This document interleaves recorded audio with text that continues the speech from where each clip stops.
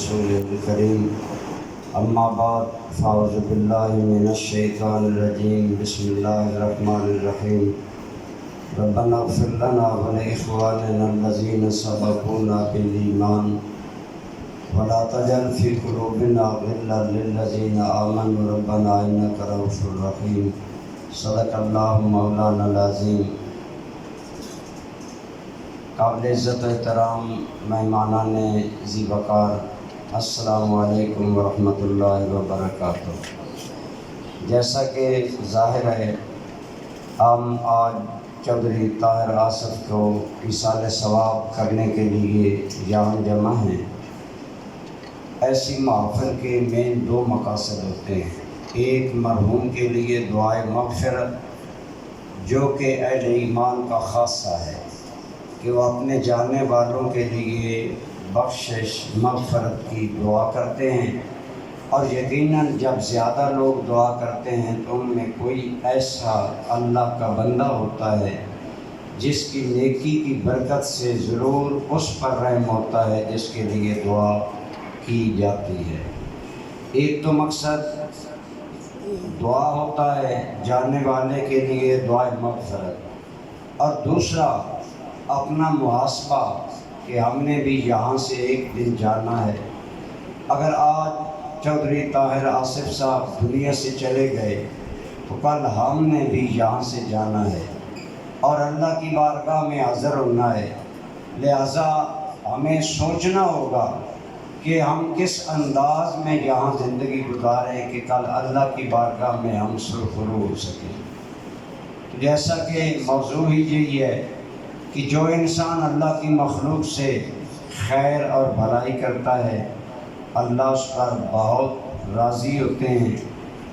آپ سارے اکثر لوگ ماشاءاللہ یہاں وہ ہیں جن کا معاشرے میں ایک مقام ہے، ایک حیثیت ہے، لیکن آج جس چیز کا فقدان ہے اور جو ہر چیز کا مرکز و محور ہے آج اس کی کمی ہے۔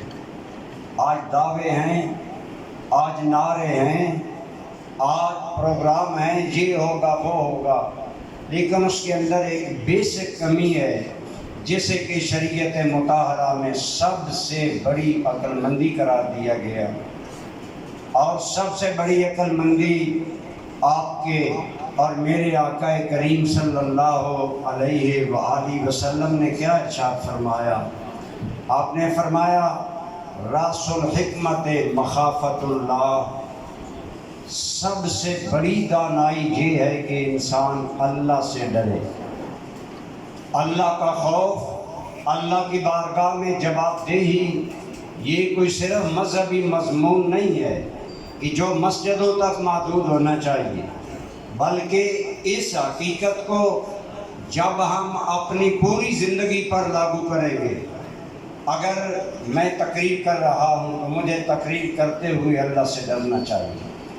اگر ایک جج عدالت کی کرسی پر بیٹھا ہے تو اسے فیصلہ کرتے ہوئے اللہ سے ڈرنا چاہیے۔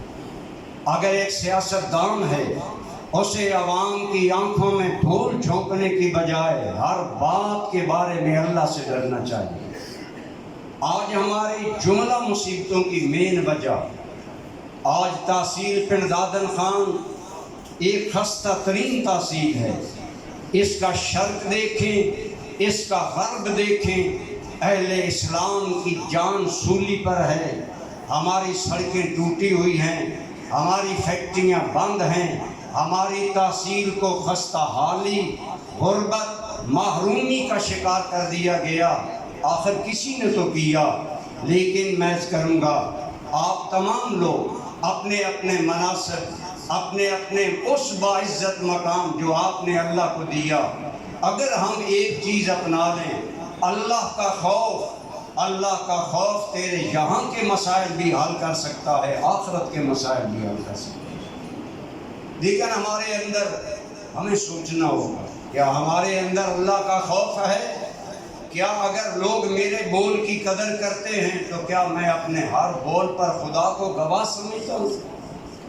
یا میں لوگوں کی خوشامد کر رہا ہوں، یا میں لوگوں کی ٹیسی کر رہا ہوں؟ اللہ کی قسم ایک ایک بول پر کل اللہ کی بارگاہ میں جواب دہ ہونا ہو۔ اگر اللہ کا خوف اپنا لیا جائے ہمارے دین دنیا کے مسائل حل ہو سکتے ہیں۔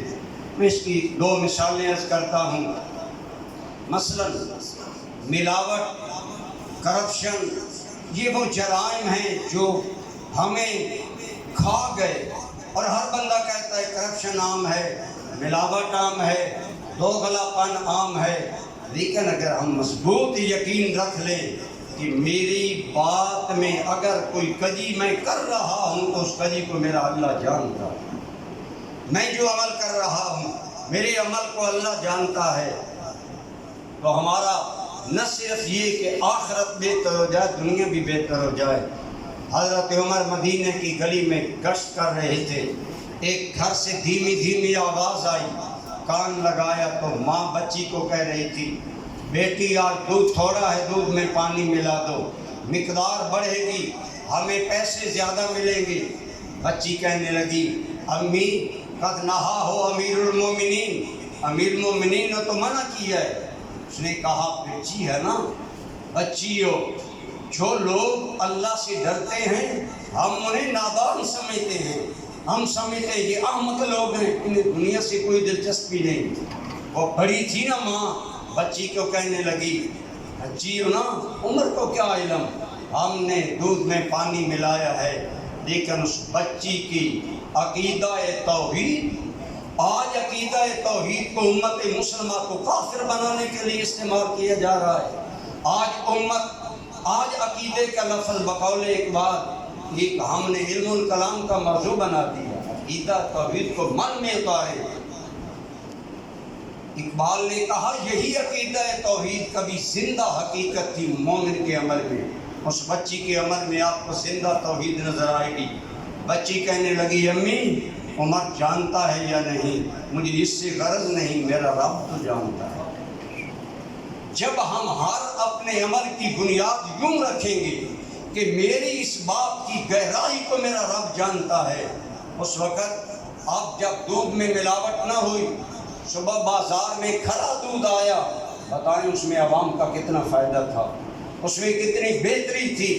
لیکن اس بچی کو انعام یہ ملا کہ اسی بچی کو 24 لاکھ مربع میل کے امام جاہ و جلال نے اپنی بہو کے لیے پیغام دی، کہا میں اسے اپنے بیٹے کی بیوی بنانا چاہتا ہوں۔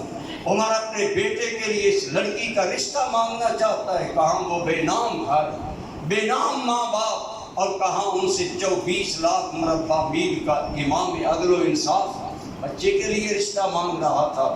اس سے بڑا دنیاوی عزت، افتخار اور وقار کیا ہو سکتا ہے؟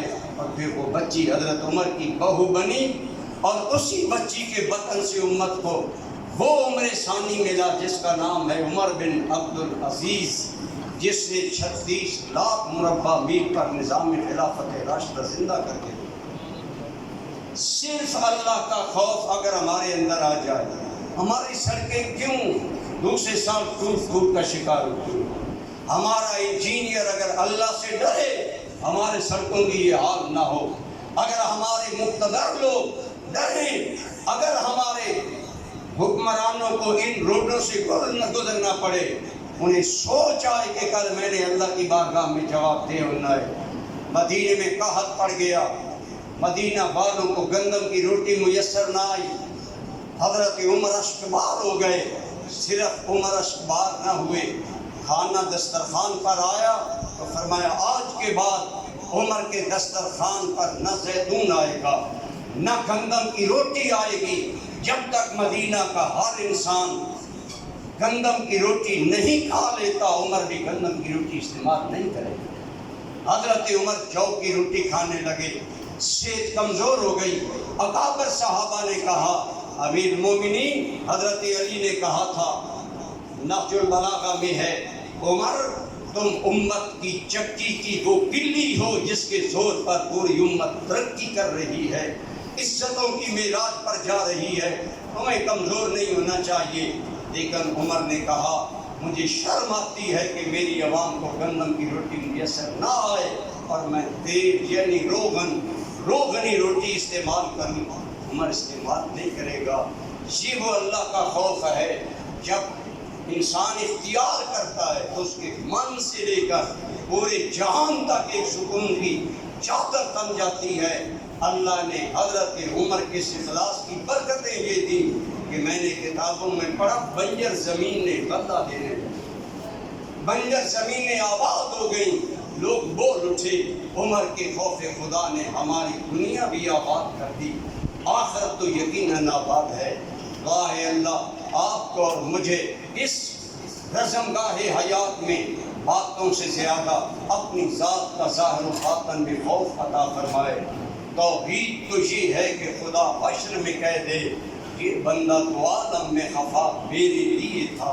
اگر ہمارے ارباب اقتدار اللہ کے خوف کو اوڑھنا بچھونا بنائیں، یقیناً ہماری زندگی کی مشکلیں آسان ہو جائے گی۔ اللہ نے جتنا آپ کو مجھے مرتبہ مقام عزت و رسد دیا ہے، اللہ اسے ہمیں اپنی اطاعت میں استعمال کرنے کی توفیق عطا فرمائے۔